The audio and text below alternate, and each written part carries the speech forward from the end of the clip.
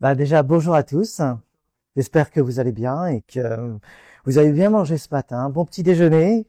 Et puis, j'espère que Georges Combe vous a comblé, comme son nom l'indique. Oui. Et donc, on va revenir un petit peu sur le sujet du monde imaginal, qui se dit en arabe Alam el-Mithal, textuellement monde de l'imaginal. Et c'est un travail que j'ai essayé de faire et qui embrasse un texte qui s'appelle Le langage des oiseaux, écrit par un auteur soufi qui s'appelle Attar, qui a vécu au Moyen Âge en Iran. On revient sur l'Iran. N'oubliez pas que Georges Combe a parlé de Téhéran. On revient en Iran. Donc le chant du simorgue, musique et images qui structurent l'âme du monde. C'est le titre de la conférence. Je vais commencer par faire une archéologie de la pensée, une archéologie textuelle, pour découvrir l'origine du simorgue. Alors le terme, peut-être vous le connaissez pas, le nom simorgue, peut-être vous ne le connaissez pas, ce n'est pas grave, parce que je vais le décortiquer juste après. Pour l'instant, juste concevez que cet animal s'appelle le simorgue. Ici, nous sommes dans une coupe persane d'origine sassanide, et les textes sassanides, donc pré-islamiques, c'est l'empire sassanide de Perse, à l'époque de Byzance, appelait cet oiseau simorgue Sa'ena. Sa'ena. Il était iconographié de cette manière. Tout est symbolique, tout a une importance, sa position, disons, l'auréole, parce que c'est vraiment comme une forme d'auréole qui l'entoure, le fait qu'il soit déposé dans un plat royal. Autre coupole, là vous pouvez le remarquer, il est encore situé ici, vous le voyez très bien, regardez, il est également là, époque sassanide, autre coupe d'origine persane. Ici, nous sommes dans une fresque d'origine sogdienne. Alors les Sogdiens sont très importants puisqu'ils maîtrisaient la route de la soie, les 3000 à 5000 kilomètres de distance entre la Chine et Constantinople. C'est eux qui étaient les maîtres de la route de la soie durant des siècles et des siècles. Ce sont des iranophones, ce ne sont pas des Iraniens tels qu'on l'entend aujourd'hui. Leur, disons, région est aujourd'hui l'Ouzbékistan. Donc on trouve ça en Ouzbékistan, on trouve ça aussi à Tachkent, c'est la capitale de l'Ouzbékistan, Tadjikistan également, on est en Asie centrale. En Asie centrale. Et dans ces fresques sogdiennes, qui étaient également héritiers de l'empire d'Alexandre, ils ont hérité énormément de choses, donc gréco-romaines, les Sogdiens, eh bien, nous pouvons remarquer, si on fait un zoom sur leurs habits, juste ici. Je ne sais pas si vous arrivez à le voir. Là. Ok? Juste là et un petit peu là.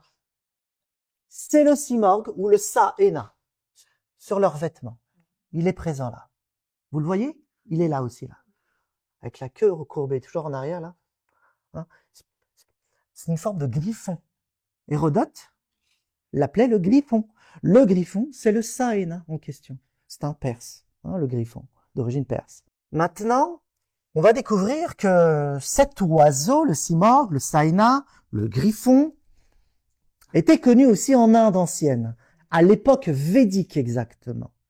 Ici, c'est un autel de feu védique. Et dans cet autel de feu védique, qui s'intitule Agni Shiyana, en termes français, Agni, c'est le feu, vous l'avez dans le terme igné, et Shiyana, c'est la prononciation sanskrite de Sa'ena. Sa'ena, Shiyana. Qu'est-ce que cela signifie? L'oiseau de feu. Vous avez ici la construction d'un autel védique avec, ça c'est vraiment, là on va mettre le feu ici, là vous voyez? Ça on va mettre le feu. Et ne pensez surtout pas que c'est petit. On va voir avec les photos que cet oiseau, autel de feu, est gigantesque. Donc ça, c'est tiré d'un ouvrage d'exposition, disons, de l'hôtel de feu védique, Siyana, Shiana, c'est une transcription, peu importe. Suparna, en sanskrit, veut dire oiseau.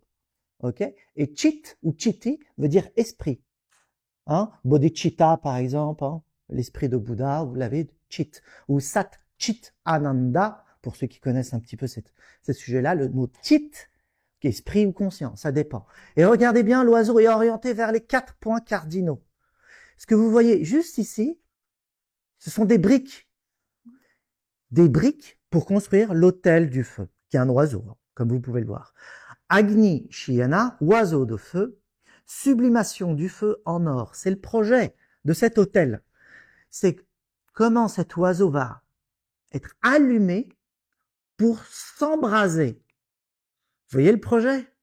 Il y a un sous-entendu de sublimation du feu. Et il faut bien comprendre que l'autel du feu védique, c'est un des autels de feu, il y en a beaucoup, de nombreux comme ça, eh bien, est une représentation ou une symbolique visuelle de ce qui se joue dans le cosmos.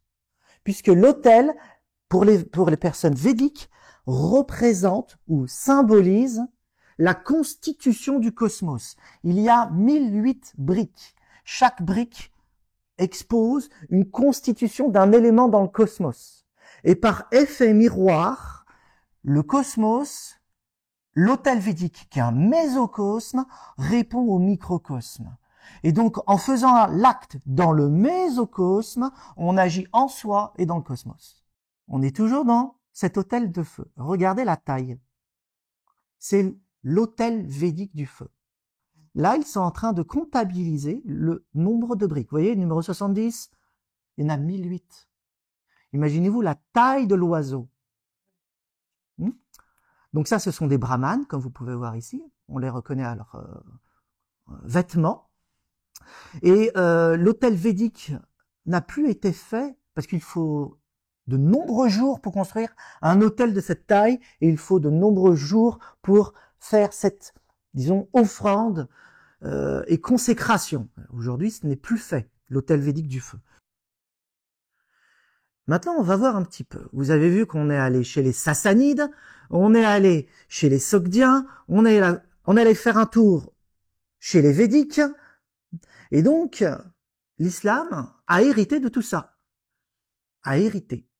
Le simorgue dans l'islam est une survivance de mythes zoroastriens, puisque ce majestueux oiseau est présent, j'ai mis un O exprès, majuscule, hein, est présent dans les textes zoroastriens sous le nom de Saena. Les anciens textes zoroastriens accolés à côté du nom Saena, oiseau, qui en persan se dit Marara. Donc ça, c'est de l'avestique, c'est le perse ancien, ça veut dire oiseau. Marara, oiseau. Puis l'orthographe évolua pour donner le nom de Sen Muru. Et enfin, le perse, c'est Murr. Donc vous voyez bien l'évolution. Marara, c'est Murr à la fin, que nous on prononce morgue. Si morgue, ça, c'est oiseau, cette partie-là du mot. On va voir après ça.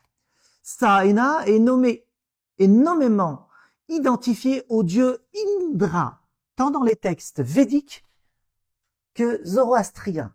Donc il y a un lien avec le Zeus, hein, le Zeus du Moyen-Orient ancien et de l'Occident, Zeus, avec les Grecs. Parce que le Zeus, c'est Indra, le porteur du foudre. Il porte pour nom Veretrarna en avestique. Et son étymologie est similaire au sanskrit Indra, tueur de Vitra. Tout à l'heure, on avait posé la question, est-ce que c'était un dragon? On l'avait posé. Vitra, que vous voyez ici, c'est le nom sanskrit du dragon. Indra, tueur du dragon. Vous avez toute la mythologie du chevalier qui combat le dragon, qui est caché derrière le simorgue. C'est celui qui va pourfendre et le dragon, et à savoir que Vitra, en sanskrit, veut dire celui qui obstrue, celui qui empêche, celui qui bouche. Ce n'est d'autre que le mental qui empêche la lumière infinie de passer en soi. dans les textes sanscrits. Et pour les zoroastriens, Indra, ou l'oiseau simorgue, c'est lorsque l'âme s'embrase et que le mental laisse passer la lumière infinie. Vous comprenez le lien? L'Avesta nous informe qu'il est enveloppé du Rvarna. C'est la façon de le prononcer. On appelle ça le Rvarna. C'est le pouvoir absolu du Dieu créateur, si vous voulez, dans le zoroastrisme. Ahura Mazda. Et le Rvarna est un terme très ancien. On le retrouve dans de nombreux textes du Moyen-Orient ancien jusqu'au Sumérien. On le retrouve ça. Pas le terme, mais la notion. Lequel rayonne d'une lumière intense, qu'on appelle la kabod, ou la kavod dans la Bible, le mélamou dans les textes mésopotamiens. Et on voit que c'est très très ancien. Vous avez une histoire là de 5000 ans. 5000 ans d'histoire derrière ça. De plus, il est dit que le faucon c'est l'oiseau. Maintenant vous avez le nom. C'est un faucon. Cet oiseau exactement. L'oiseau d'or, c'est un faucon d'or. Ça rappelle fortement Horus, de la mythologie égyptienne. Dit que le faucon est perché sur l'arbre cosmique et sur lequel les semences de toutes les plantes guérisseuses sont agrippées comme des fruits. Ça, c'est la source de l'Avesta. C'est ce qui est cité à propos du Saena. Il est au-dessus de l'arbre cosmique. Il est perché sur l'arbre cosmique et toutes les semences guérisseuses sont à sa portée. C'est un oiseau guérisseur en même temps. L'oiseau simorgue décrit dans les textes de la mystique musulmane est un héritier direct de l'oiseau d'or des Védas et du zoroastrisme. Je t'en prie. Selon le langage moderne, nous pourrions dire que l'intellect, qui n'est d'autre qu'Indra, Zeus, c'est l'intellect. En philosophie, c'est l'intellect, s'illumine à mesure qu'il pénètre dans la sphère divine. Nous parlons de notre intellect, bouché, fermé, mental, clôturé sur lui-même, qui est complètement, disons, une perception matérialiste des choses, et l'oiseau simorgue va symboliser l'embrasement de l'intellect, l'envolée de l'intellect. C'est en parcourant les 7 strates du cosmos intrapsychique que l'intellect s'embrase, d'où la notion de foudre, foudroyé par Zeus, et transmute le feu du désir en lumière de conscience. Le désir se transforme en lumière. Voilà la notion centrale du simorgue. Simorgue évoque l'illumination graduelle de l'intellect, son embrasement, la transmutation de sa matière sombre en or. C'est l'envol de l'âme vers la réalité ultime, le soleil intelligible de Platon. L'âme se libère de ses propres chaînes, c'est les conditionnements, tel un oiseau en cage afin de retourner à sa patrie. Derrière cette notion-là se cache le mythe du chevalier qui combat le dragon dans les textes védiques et zoroastriens. Autre notion, cette fois-ci on va toucher la notion bouddhiste, qui a hérité également du simorgue, de cette notion très ancienne. C'est le feu intérieur. Donc le bouddhisme connaît cette notion-là, et également l'Inde avec les tantras connaît cette notion-là avec la montée de la Kundalini. Et la montée de la Kundalini est très récente, cette notion. On parlait d'une autre manière de ces choses-là. D'une autre manière? Je vais en parler justement. Ouais. Donc, technique yogique de respiration, c'est ce qu'on appelle le pranayama. C'est une technique de respiration qui consiste à inspirer d'une certaine façon, à expirer d'une certaine façon, afin d'allumer ce feu intérieur, juste ici, qui est situé au niveau du nombril, le hara des Japonais, si vous le connaissez, afin d'allumer, ou les 3, si vous voulez, en Chine, ils connaissent très bien ça aussi, avec les 3 feux intérieurs situés au niveau du nombril. C'est exactement la même notion. Vous voyez, les formes changent, la formulation change, mais les notions sont similaires, presque identiques. Et donc, cette technique de pranayama qui consiste à inspirer, expirer, retenir la respiration, il y a 3, afin de faire monter ce feu du désir en soi pour transformer ce feu du désir en lumière de conscience. on pourrait dire, l'inconscient devient conscientisé dans sa totalité. La montée de la lumière intérieure à travers les 7 chakras. C'est graduel. Donc là, vous avez cette montée du feu intérieur à travers 1, 2, 3, 4, 5, 6, 7. Vous voyez? L'illustration de la montée du feu intérieur. Ici, vous avez l'envolée du simorgue. Hein, c'est vraiment ça. C'est l'embrasement, c'est l'autel védique, héritier. Et vous avez l'envolée de l'oiseau simorgue Saina du zoroastrisme. Et c'est exactement ce qui est montré dans le tantra, les tantras bouddhistes et hindous, et aussi dans les techniques yogiques de respiration. Je t'en prie. Là, vous avez l'illustration, pour ceux qui connaissent très connu, des chakras. 1, 2, 3, 4, 5, 6, 7. Le 7e est toujours situé hors du corps, situé au-dessus de la fontanelle. Je t'en prie. Et là, c'est Vajra Yogini, bouddhiste tibétain. C'est les tantras, ça. Là, Vajra Yogini, c'est, regardez bien, enflammé, le feu partout. Vajra Yogini, c'est la Shakti, si vous voulez, dans le bouddhisme tibétain. Elle s'appelle Vajra Yogini. C'est la Shakti du tantrisme hindou. Ici, on va parler de la montée de la Shakti. Aujourd'hui, on appelle ça la montée de la Kundalini. En réalité, la Shakti, c'est cette énergie. C'est l'oiseau simorgue aussi. C'est en relation avec ça. Et dans le bouddhisme tibétain, c'est Vajra Yogini qui joue ce rôle. Il y en a d'autres. Il y a d'autres facettes. Et l'embrasement, vous le voyez très bien, la rougeoyante, la foudroyante, elle est courroucée parce qu'elle va détruire l'ignorance. Ce que vous voyez sous les pieds là, c'est l'ignorance. Donc, 3 illustrations différentes pour évoquer la même chose. Je dirais même invoquer. L'autel védique du rite dessine une image de faucon. Il s'agit de l'oiseau d'or des textes védiques.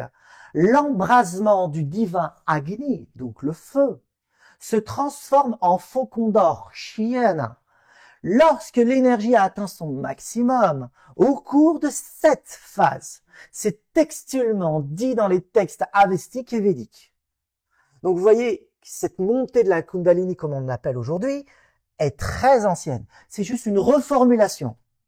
De cet acte, Brahman se métamorphose alors en Brahma. 2 concepts complètement différents. Brahman, c'est l'absolu. C'est l'impensable, c'est l'incommensurable. C'est ce qui est inimaginable. C'est ce qui est situé au-delà de l'espace et du temps. C'est l'ambiant même de Platon. Tandis que Brahma, c'est le Dieu créateur.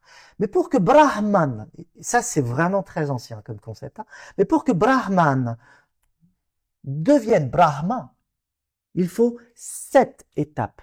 Et en quoi consistent ces 7 étapes? C'est la création du monde.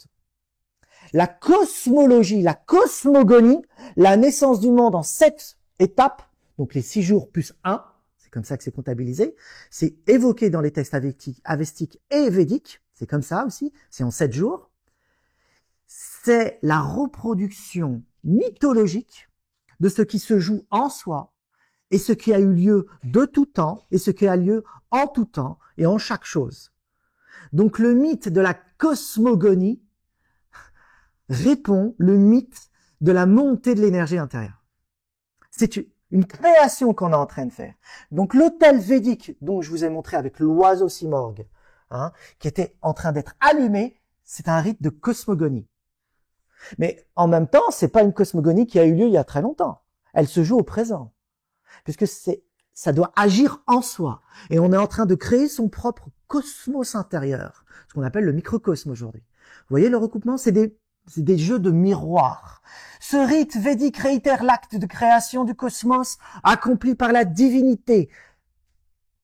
Ce rite, hein, lequel se voit également repris lors de l'ascèse par le yogi. Qu'est-ce que fait le yogi avec cette technique de pranayama? Il reproduit l'acte cosmogonique en lui-même. Lorsqu'il augmente l'intensité de son propre feu intérieur au cours du tapas. Alors le terme tapas est un terme sanskrit qui veut dire l'échauffement. Quand on respire d'une certaine manière, par le pranayama, le feu intérieur, on le sent chauffer. Et c'est un échauffement qui, pour prendre un exemple assez parlant, les cheminées de château. On met le bois, on met quelque chose pour embraser le bois, mais ensuite il y a ce soufflet, c'est la technique de respiration qui permet d'embraser le feu. Et donc, c'est une cheminée, et on fait une technique de respiration pour augmenter l'intensité de ce feu. Est-ce que c'est mythologique de parler de cette manière-là? Pas du tout, puisque aujourd'hui même, on a la possibilité de voir la technique du tapas, de l'embrasement du feu, de l'échauffement du feu, avec de la neurobiologie et fait sur des bouddhistes tibétains qui font cet acte de tapas, d'augmentation du feu, et on voit l'activité neuronale, comment ça marche. Et on découvre quelque chose de très intéressant. Je vais vous montrer quelques photos après. L'oiseau d'or évoque notre phénix des traditions occidentales et la fabrication de la pierre philosophale des alchimistes. Le Rig Veda mentionne que c'est cet oiseau d'or qui a apporté le soma, ce qu'on appelle l'ambroisie aux dieux. Le soma ou cette ambroisie des Grecs anciens, tout le monde la connaissait dans les cultures anciennes, provient de l'oiseau de feu. C'est lui qui l'apporte. Hein, la boisson de l'immortalité, qui rend immortel, si vous voulez. Bouddhisme tibétain, éveil du feu intérieur. Alors, vous remplacez le terme feu par Agni, et vous avez le même concept. Ici, vous avez des bouddhistes tibétains, c'est du tantra. On est dans du tantrisme, là. On n'est pas dans le bouddhisme Mahayana simple. On est dans le Vajrayana bouddhiste est un héritier direct des techniques yogiques de l'Inde. Donc, regardez bien, qui veut faire une méditation de cette nature-là? On vous dit aujourd'hui, allez méditer. Chauffer, belle salle, beau coussin, belle musique. Mais qui est prêt à se lancer dans cette aventure? C'est ça la méditation yogique, la réelle, le réel. Hein. C'est, on va dans des lieux insolites, difficiles, dans des endroits isolés, là où c'est inconfortable pour briser son petit confort personnel. On utilise des techniques de respiration. Là, il est en train d'en utiliser une, là. On le voit à travers sa gestuelle, comme ça. Il est en train de retenir sa respiration. Qu'est-ce que font ces messieurs? Ils éveillent le feu intérieur par la technique du pranayama. Ça s'appelle le Tummo dans le bouddhisme tibétain. T-U-M-M-O, le Tummo. Je t'en prie. Voici des illustrations de cette technique-là que vous pouvez voir mettre là. Donc là, vous avez, regardez bien le feu, vous le voyez là. Hein. Qu'est-ce qui se passe? Comment on peut voir que ça marche, ce feu intérieur? Eh bien, on leur met des vêtements. Voici des techniques que les Occidentaux ont utilisées pour voir si ça marchait vraiment. Eux, ils rigolent, ils sont là en train de dire « Mais oui, ça marche, pourquoi tu ne me crois pas ?» Allez, pose un vêtement mouillé sur moi. Mouillé. Imaginez-vous ce châle complètement mouillé. Tout ça, c'est mouillé. On va à la neige. Ensuite, je fais ma technique de respiration et disons, quelques minutes, disons 10 à 20 minutes, le châle est sec. Il est chaud. Et lui, il n'est pas en hypothermie, il n'a pas froid. Et on se dit, mais comment c'est possible? On explique ça par l'éveil du feu intérieur. Et toute l'historique que je vous ai fait derrière, c'est le Simorgh. Rien que sur ça. On est avec le Simorgh. Toujours. On n'a jamais quitté le sujet. Ça, vous trouvez ça dans des temples tibétains, au Tibet actuel. L'éveil du feu intérieur, héritier des techniques yogiques. Donc voici l'embrasement du feu. Là, l'éveil du feu intérieur, ça s'éveille. Ça, c'est la circulation de l'énergie intérieure, qu'on appelle le prana ou le chi, lung en tibétain. Là, vous regardez bien. Et qu'est-ce qui se passe? Illumination. Ouverture de son mental. On a chassé le dragon en soi. On l'a converti. Parce qu'on ne peut pas tuer le dragon, on le convertit. On le met en terre pour qu'il puisse se transformer. Donc, à partir de là, le feu intérieur permet de transformer les éléments sombres en feu et de plus en plus intense et en lumière. Et c'est actif physiquement. Là, on va venir avec notre fameux Simorgh en Iran. Nous sommes avec le mausolée du poète soufi Fakhreddin Attar, qui se dit Attar normalement. Et Attar veut dire le parfumeur, celui qui met du parfum. C'est oui, tradition familiale. C'est le mausolée du poète dont on va parler maintenant, l'ouvrage, le fameux langage des oiseaux qui est mal traduit, je vais vous en parler. Enfin, je pense que Layli Anvar est celle qui a trouvé le terme le plus exact pour traduire le terme arabo-persan, mantiq at-tayr. Je vais vous en parler. Le cantique des oiseaux. Voici le titre que Layli Anvar a choisi pour son ouvrage, et c'est le meilleur titre possible. On l'a traduit, cet ouvrage, par le langage des oiseaux, la conférence des oiseaux. Mais la meilleure traduction, c'est le cantique des oiseaux. Bon, pourquoi? Parce que mantiq, tayr veut dire oiseau. Tayr veut dire oiseau. Mantiq, ça veut dire la logique. C'est un terme directement relié à la tradition philosophique arabe qui provient directement de la tradition philosophique grecque. Lorsque les Arabes ont commencé à traduire les textes grecs en arabe, quand ils ont vu la logique d'Aristote, pour traduire le terme logique, ils ont traduit ce terme par mantiq. Nataka, le verbe parler, discourir. Mantiq a été utilisé par les soufis pour évoquer la logique de l'âme. Les oiseaux, dans la pensée spirituelle musulmane, ce sont les âmes humaines. Donc là, nous ne sommes pas exactement dans la logique aristotélicienne, nous sommes dans la logique de l'âme. Et la logique de l'âme, c'est un cantique, c'est un chant. Et ils ont joué sur le terme mantiq en arabe, qui signifie également indirectement, un chant, une logique. Comme Dante sut illustrer la quête de sa Béatrice aimée, en même temps que de la pure contemplation de Dieu, parmi les embûches de l'enfer et du purgatoire, à l'aide de son guide Virgile, au moyen d'un éclat narratif, de fortes illustrations imagées et faisant appel à la fonction imaginative.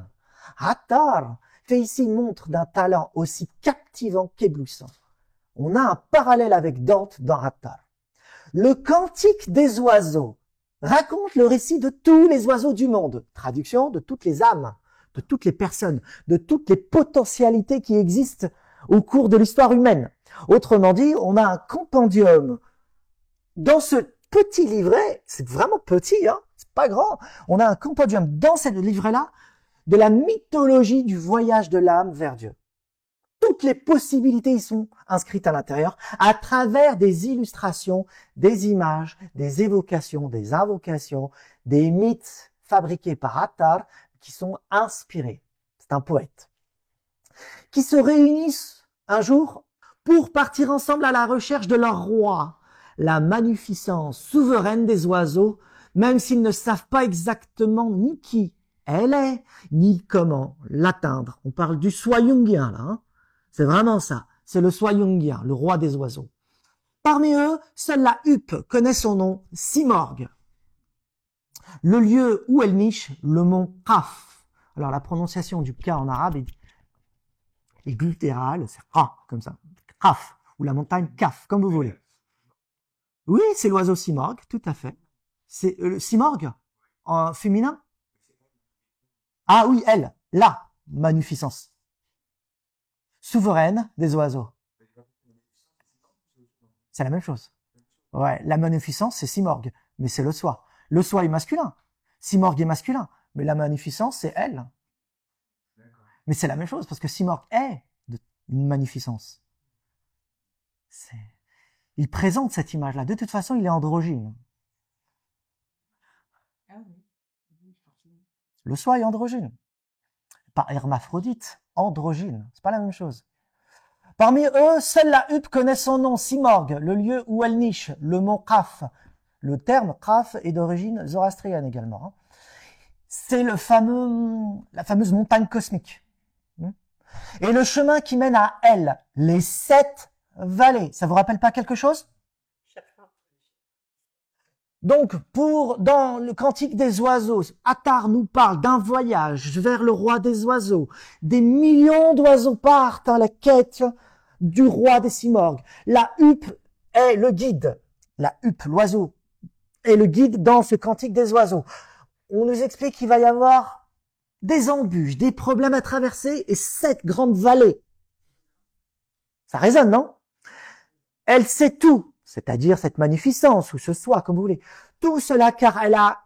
Ah oui, pardon, la huppe. Elle sait tout, car elle a accompagné le roi Salomon dans ses voyages à travers le monde. Ça, c'est coranique.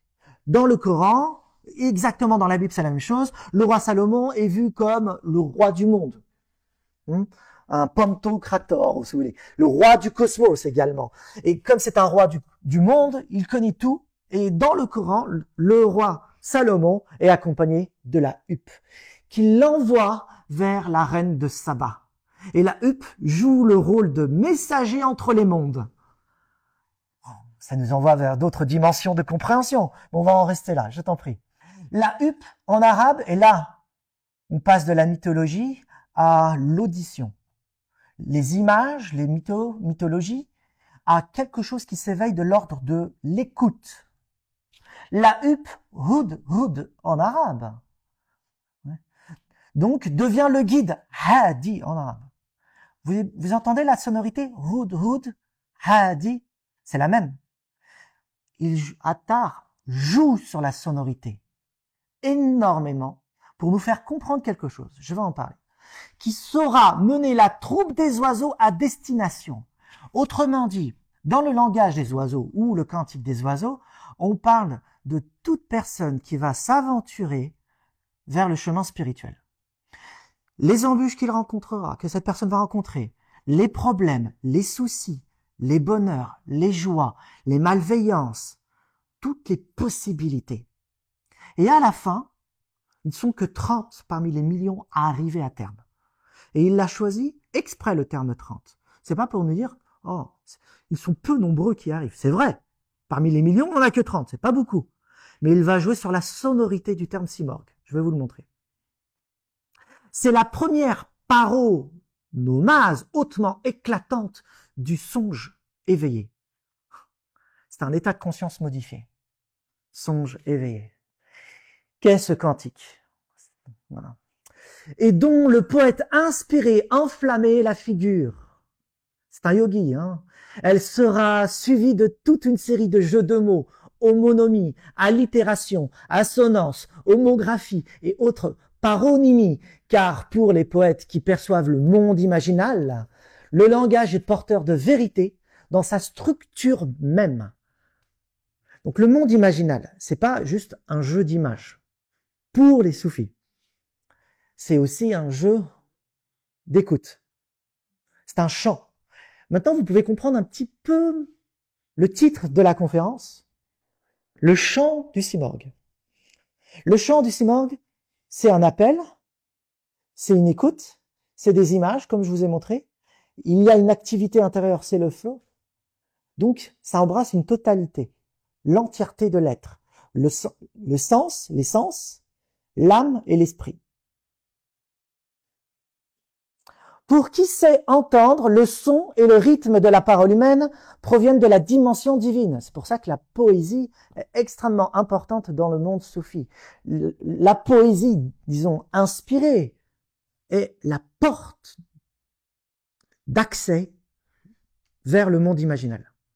Pour qui sait l'entendre, le monde imaginal émet des sons. Ces sons structurent la réalité de tous les jours. Nous voyons des fleurs, des paysages, du vent, des bâtiments, des êtres humains. Tout ça est structuré par le son. Ces sons vont donner des images. On peut les percevoir dans le monde imaginal à travers des expériences spirituelles. Et ça se transforme en jeux d'images. Et ces jeux d'images sont organisés, comme le langage, organisés d'une manière analogique. D'où la logique des oiseaux, dont je vous ai parlé tout à l'heure. La logique de l'âme, elle est de nature analogique. La divinité émit sa parole créatrice afin d'organiser le cosmos. Vous avez vu les 7 étapes de la création, c'est une parole créatrice. Donc il y a du son.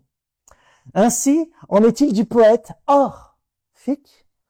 Sa parole d'or est pure phos, lumière. Regardez bien.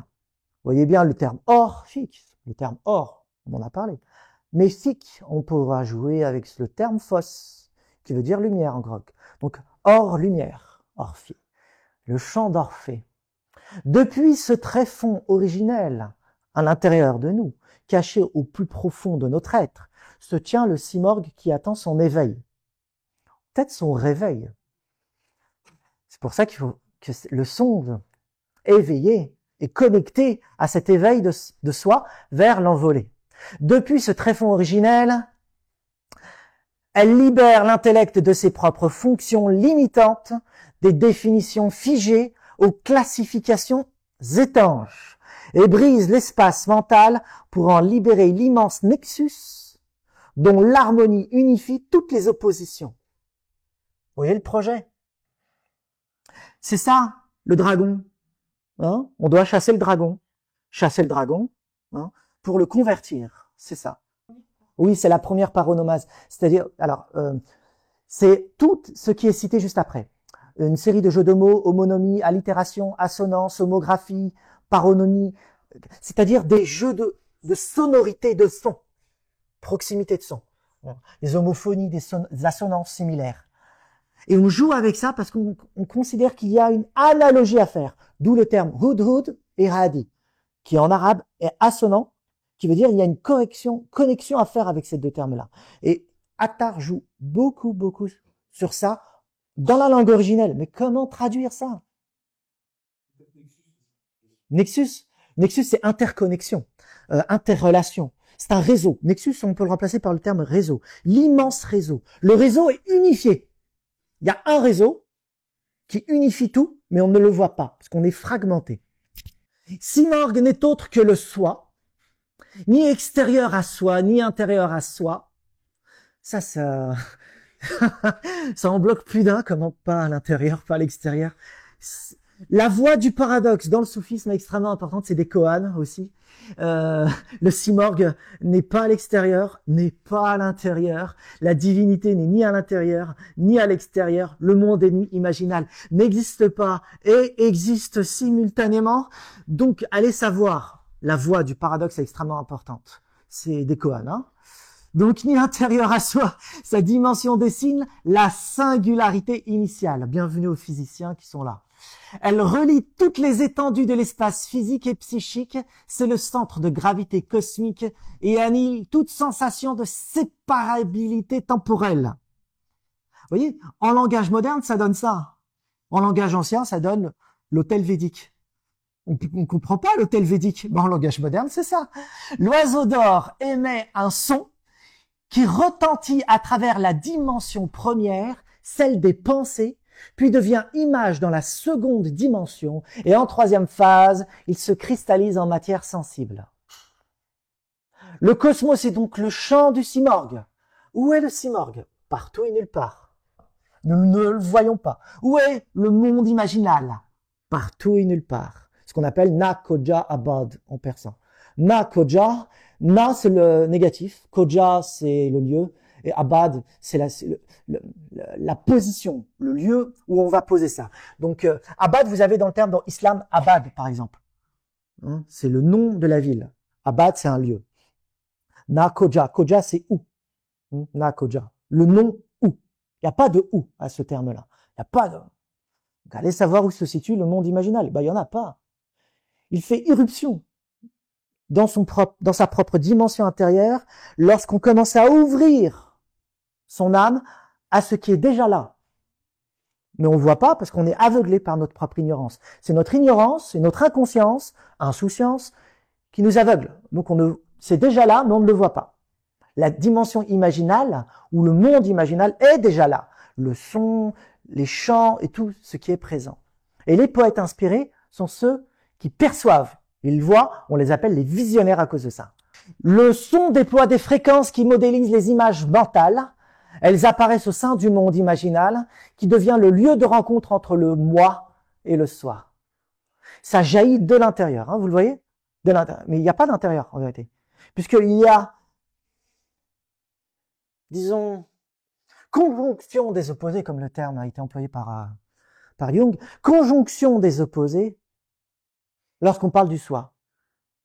Il est au-delà de l'espace-temps, hors de l'espace-temps, par-delà tout ce que l'on peut concevoir, et grâce à ça, il peut se positionner à tous les lieux en même temps. Le cosmos est donc le champ du simorgue. Très bien, ça c'est lu. Lorsque le moi brise les murs de sa propre cage mentale, il commence à entendre l'écho du chant du simorgue et à voir les reflets célestes sur le miroir intérieur, alias la fonction imaginative. C'est pour ça que comme Françoise Bonnardel l'a signalé, miroir, miroir. Dans le soufisme, on insiste beaucoup sur ce jeu de miroir, qui n'est pas spécifiquement soufi. C'est vraiment universel, cette notion-là. Miroir. Et en arabe, mir'at, qui veut dire miroir, est féminin et relié pour désigner aussi le féminin, la femme. Quand on dit une femme, on dit mar'a. Mar'a. Quand on dit miroir, mir'at. Vous entendez la consonance, l'assonance? Mir'at, mar'at. Femme, mar'a, miroir, mir'at. La femme est le miroir.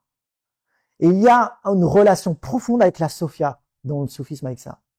C'est ainsi qu'Attar nous fait entendre et voir que Simorgue est la fondation du tout, l'un sans second. Dans son œuvre, alors j'ai choisi des termes bien précis pour faire appel à vous, à certaines images mentales. Dans son œuvre, un songe éveillé, Attar, dont le nom connote l'idée du parfumeur d'âme, le moi découvre qu'il n'est qu'un des nombreux visages du simorgue. En regardant en simorgue, il n'y voit que lui-même. Et voici ce que fait encore Monsieur Attar. Je vais vous lire, après je vous explique. Mais puisque parmi les millions d'âmes-oiseaux, seuls 30 arrivent à terme, chacun regardant en lui ne contemple que leur propre beauté divine. C'est ainsi que le parfumeur d'âme embaume l'atmosphère de Simorgue d'équivocité nominale. Attar exhale l'eurythmie divine en dévoilant que Simorgue signifie en persan si, qui veut dire 30 en persan, et mor, oiseau. Vous avez dit qu'il jouait énormément sur les mots. On peut facilement voir en ça le langage des oiseaux qu'on connaît dans l'alchimie occidentale. C'est le même principe, puisque dans la vision soufie, le langage des oiseaux, c'est la logique de l'âme. Ce langage est de nature analogique. Le terme langage des oiseaux entre parfaitement dans cette atmosphère pour parler, cette fois-ci, d'une poésie divine, d'une grammaire divine. Le langage des oiseaux, c'est la grammaire de Dieu, si vous voulez. Donc Attar s'amuse à nous parler de Simorgue et il fait arriver à terme que 30 oiseaux parmi des millions, parce que en persan si, ça veut dire 30, et mort, oiseau. Jeu de miroir. Alors, imaginons qu'il y en aurait eu 31. Ça serait pas si. C'est-à-dire que l'oiseau lui-même, Simorgue, n'est que le reflet de ce que nous sommes. Et autant de personnes qui se présentent à lui, autant de reflets il y aura.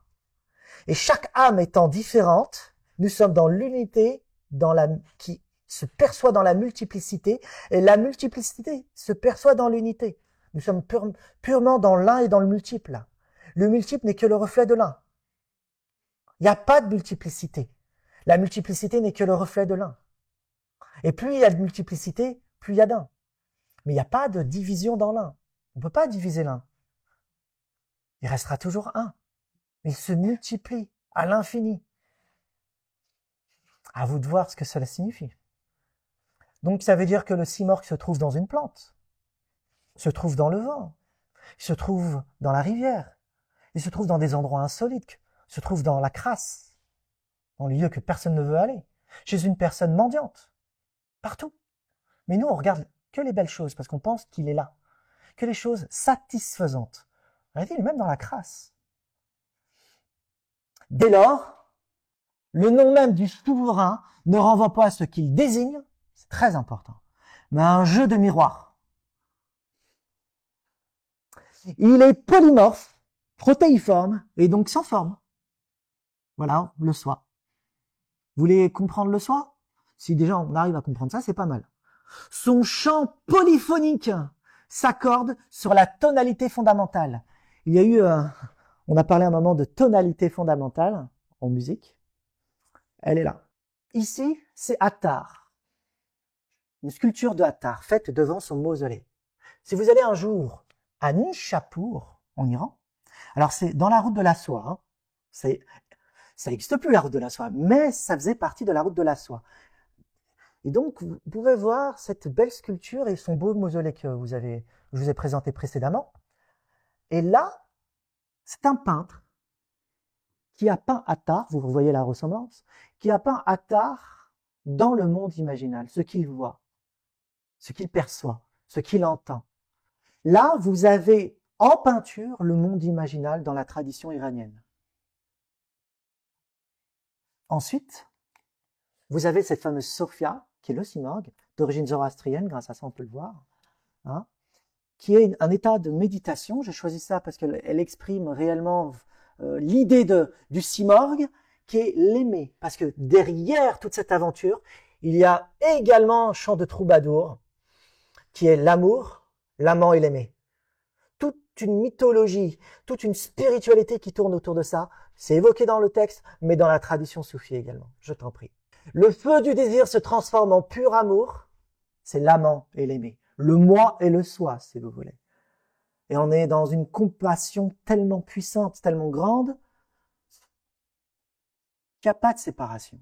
Dernière phase, après je vous passe une musique. Je vous ai pris un extrait de Attar pour que vous puissiez entendre et sentir un petit peu le contenu. Or, ils virent un jour, tout en haut d'un balcon, une jeune fille assise. Je vous l'ai montré précédemment. C'était une chrétienne, un être à l'âme pure, avancé dans la gnose et dans la connaissance de la voix du Christ. Au ciel de la beauté, elle était un soleil, mais un soleil de gloire qui n'a pas de couchant. Jaloux de son reflet, l'astre de jour était plus jaune que les amants languissant dans sa rue. Quiconque avait le cœur accroché à ses boucles saignait dans son désir la ceinture des chrétiens. Quiconque pesait son âme au rubis de ses lèvres perdait la tête avant de faire un passionnante. Ses cheveux embaumaient la brise du matin et plongeaient tout Byzance dans un frisson de musc. Ses yeux jetaient le trouble en plein cœur des amants.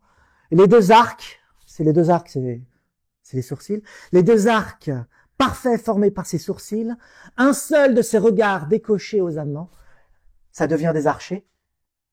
Le regard devient l'archer, devient Eros. Un seul de ses regards décochés aux amants leur faisait oublier et leur âme et leur vie. Arche sur son visage, aussi beau que la lune c'est le visage. Ses sourcils attiraient tous les regards épris. Et quand elle accordait un regard de douceur, elle prenait au filet centaines d'amoureux. Sous ses boucles de jais, son visage éclatant était d'une braise, d'ardeur débordante. Dernier passage. Le rubis de ses lèvres assoiffait ses amants, ses yeux, narcisses ivres, offraient 1000 poignards. Tous ceux qui assoiffaient aspiraient à sa source avaient le cœur percé par des fils acérés, de sa bouche aussi menue que le chat d'une aiguille. Ainsi ceux qui disaient qu'ils en savaient quoi dire ne savaient pas, les ignorants, ce qu'ils disaient. Sa taille était très fine, ceinte comme un cheveu. Elle avait au menton une fossette argentée. Semblable aux mots du Christ, ces mots soufflaient la vie. Un extrait. Vous êtes dans la Sophia, vous êtes avec le simorgue, c'est la rencontre du simorgue, ça. Faut pas. Et là, la rencontre du simorgue, imagée par le même peintre. Vous voyez un petit peu les oiseaux, l'image du monde imaginal, la manière dont c'est perçu, le mouvement, la danse, l'ondulation, les oscillations, les rythmes, hein, le son. Vous avez le moi et le soi qui tombent amoureux. Et je vais vous mettre une petite chansonnette pour accompagner cette présente peinture, et on aura fini. C'est un poème de Attar, en langue originelle, en persan. پادشاها پادشاها جرم ما را درگذار ما گنهکاریم و تو آمرزگار تو نکوکاری و ما بد کرده ایم جرم بی پایان و بی حد کرده ایم سالها در فسق و عصیان گشته ایم آخر از کرده پشیمان گشته ایم دایما در بند عصیان بوده ایم هم قرین نفس و شیطان بوده ایم بی گنه نگذشته بر ما ساعتی بی گنه نگذشته بر ما ساعتی با حضور دل نکرده طاعتی بر در آمد بنده بگریخته بر در آمد بنده بگریخته آبروی خود به عصیان ریخته مغفرت دارد امید از لطف تو زان که خود فرموده ای لا تقنطوا بحر الطاف تو بی پایان بود بحر الطاف تو بی پایان بود ناامید از رحمتت شیطان بود نفس و شیطان زد کریما راه من رحمتت باشد شفاعت خواه من چشم دارم کز گناه پاکم کنی پیش از آن کاندر جهان خاکم کنی اندر آن دم کز بدن جانم بری اندر آن دم کز بدن جانم بری از جهان با نور ایمانم بری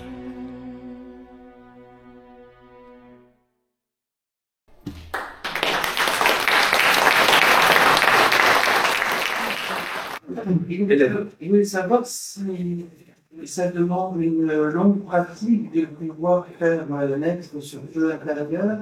Est-ce que ce sont vraiment que des initiés qui arrivent à le faire et comment ça se passe? Alors, il y a deux voies, la voie graduelle et la voie abrupte, soudaine. La voie, disons, graduelle demande une longue pratique. Plus pratique, quoi, d'ailleurs, ça. Ou- Pratiquer. Ouais, Oui. ouais. Au présent, Au présent, c'est quotidiennement. quotidiennement. Des questions. Ouais. Mais après, bizarrement, ça devient un état d'esprit. Une façon de vivre. C'est plus juste, à un moment donné, ça se transforme en normalité. Un état de conscience qui change. Au départ, on était comme ça, on modifie, et cette chose qu'on modifie se transforme en normalité. Et on n'a pas besoin de trouver le lieu, le moment, pour faire ça. C'est un état de conscience du présent. Hein? C'est pratique. Alors, dans le soufisme, on parle toujours, hein, c'est ça?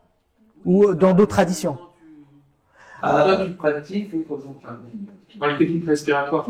Oui, c'est ça, dans la technique respiratoire. Alors là, on est dans le yoga. Hein. Voilà. Dans le yoga, cette technique respiratoire s'appelle le pranayama. Prana, énergie. Yama, c'est la technique de respiration. C'est rythmé. Et pour ça, c'est facile à faire puisqu'il y a assez de cours en France qui invitent les gens à participer et à s'inscrire à l'éveil de l'énergie intérieure. On appelle ça le pranayama. Et il y a de nombreux cours à Paris. Alors, il y a Shivananda, par exemple, à Paris, c'est pour ceux qui sont parisiens. Ils vont du côté du Paris 10e, là-bas il y a l'école de Shivananda, et ils pratiquent le pranayama. 8 ans, 4 temps, on retient, on appelle Rekaka, 4 temps. Inspire en 8 temps, on retient la respiration 4 temps, et on expire en 4 temps. On respire. Et ça fait une circulation. On appelle ça la circulation en vase. Et ça éveille quelque chose en soi. Mais ça demande du temps. Et on ressent cette chaleur. Alors, pas du jour au lendemain. C'est ça, C'est ça. On va ressentir au bout d'un moment cette chose en soi qu'on ne saura pas identifier, mais que les traditions connaissent. Et on va le ressentir. Donc, si on n'est pas accompagné, c'est catastrophique. Parce qu'on ne sait pas ce qui se passe, où on va, quoi faire avec tout ça. C'est toujours catastrophique si on le fait seul. Si on est accompagné, c'est mieux. Parce qu'au moins, on sait avec qui on est, pourquoi on le fait, où on va, parce que lui, il le sait. Ça, c'est la technique longue. Technique rapide, abrupte. C'est beaucoup plus brutal et ça demande une force d'esprit extrêmement puissante. Parce qu'il va falloir être confronté à sa propre ombre, terme jungien, à sa propre ombre, le fameux dragon, et on n'est pas tous préparés à pouvoir l'affronter. Est-ce que ça correspond à la voix sèche et à la voix humide des alchimistes? On pourrait le voir de cette manière-là. On pourrait faire la corrélation. Tout à fait, oui. Ouais. Et je crois qu'il y avait votre ami. Oui, je suis très bavard, mais excusez-moi, mais 3 choses très importantes. D'abord, je me plein la gueule, je le dis franchement, parce que j'ai une expérience au Groenland. Un chaman m'a offert une hache qui sert à couper le fil de l'arbre sur lequel il y a le cibor. Et de l'autre côté, il y a la force brute qui vient de tour. Il y a la cage, il y a l'étoile, il y a le mouvement des nuages. Il y a de l'autre côté, il y a la matière, il y a l'arbre, il y a les flots. Si j'avais su que c'était ça, j'aurais amené cette hache, qui est tout à fait extraordinaire, et qui l'accompagnait lorsqu'il faisait ses rituels, puisque je l'accompagnais, il m'a reconnu en tant que druide, il m'a reconnu comme étant initié comme lui. Il faisait avec un tambour, une rythmique, mais oui, extrêmement profond, beaucoup plus grave que ce que je peux faire, ce qui permettait, il faisait tourner sa hache au-dessus du corps du mourant, et quand le fil de l'âme a été coupé, il m'a dit l'âme est partie, et il m'a donné cette hache. Parce qu'il m'a dit, je te reconnais, je te donne. Ça, c'est la première intervention. Deuxième intervention, les chakras. J'ai retrouvé un lien avec les séphirotes. Les séphirotes hébraïques, qui sont tout à fait le cheminement d'une montée du royaume terrestre vers le royaume spirituel. La dernière porte, la deuxième porte qu'on peut pas ouvrir, car toute la puissance est là. Ça, c'est la deuxième observation. Troisième observation, l'intériorité de soi et l'extériorité de soi. Ça, c'est l'expérience druidique. C'est-à-dire que l'être n'est qu'une composante interne de la dimension de la matérialité et de l'immatérialité de l'univers. Nous sommes en continuité absolue, intériorité, extériorité. Voilà ce que je pense. Charles?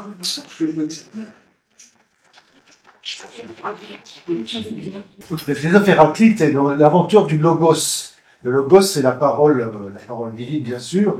Il arrive un petit peu avant Platon, c'est un philosophe présocratique, et il arrive un petit peu après Anaxagore de Casamène, qui lui met en évidence le psychisme universel. C'est l'inventeur de l'intellect, on parlera à Platon dans le fait, par exemple. Bon, Héraclite, c'est, oui, le nom tout à fait, c'est Anaxagore de Casamène. Mais Héraclite, en Éphèse, il invente lui le logos. Le logos, dans le monde chrétien, on sait très bien, c'est la parole divine, c'est la respiration, etc.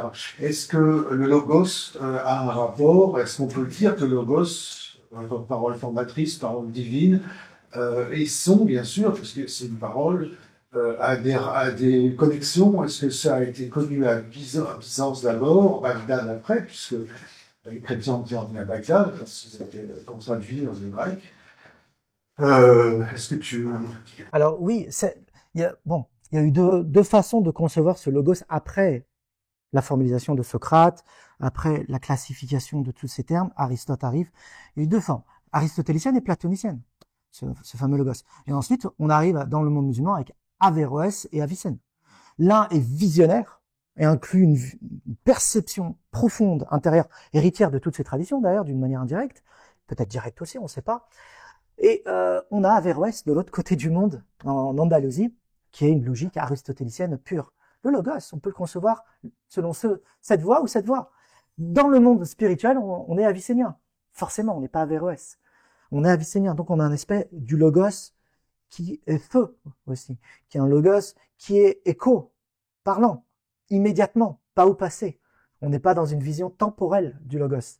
On est dans une vision de l'immédiateté du logos. Et avec ça, on peut faire une jonction avec Lugh, le dieu celte, manitumologie. Et si on plonge dans le monde latin, lux, lumière, on voit très bien de quoi on parle. Logos, lux, lumière, on est dedans. On est avicénien.